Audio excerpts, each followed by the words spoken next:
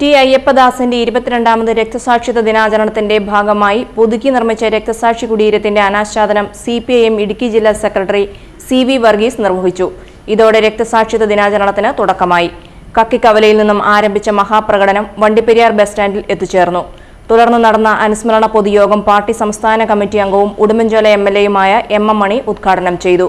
Communist പ്രവർത്തകരെ ഇല്ലായ്മ ചെയ്തുകൊണ്ട് കമ്മ്യൂണിസ്റ്റ് പാർട്ടിയെ ഇല്ലായ്മ ചെയ്യാമെന്ന് ആരും വിചാരിക്കേണ്ടതില്ല എന്ന് ഉദ്ഘാടന സമ്മേളനത്തിൽ ശ്രീ MM മണി പറഞ്ഞു.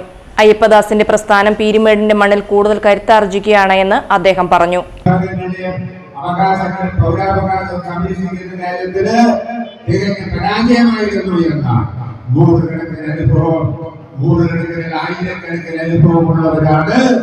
ഇന്ത്യയിലെ കമ്മ്യൂണിസ്റ്റ് പാർട്ടിയുടെ നേതാക്കന്മാർ, ഇന്ത്യൻ കമ്മ്യൂണിസ്റ്റ് പാർട്ടി പൊതുസമ്മേളനത്തിന് പാർട്ടി ജില്ലാ കമ്മിറ്റി അംഗം M തങ്കദുരൈ അധ്യക്ഷനായിരുന്നു. യോഗത്തിൽ CPIM ജില്ലാ സെക്രട്ടേറിയറ്റ് അംഗം R തിലകൻ, ജില്ലാ കമ്മിറ്റി അംഗങ്ങളായ G Vijayanand, party area secretary S Sabu, area committee അംഗങ്ങൾ, നൂറുകണക്കിന് പ്രവർത്തകർ അയ്യപ്പദാസിന്റെ ജ്വലിക്കുന്ന ഓർമ്മകൾ പുതുക്കിക്കൊണ്ടുള്ള പ്രകടനത്തിലും പൊതുസമ്മേളനത്തിലും പങ്കെടുത്തു.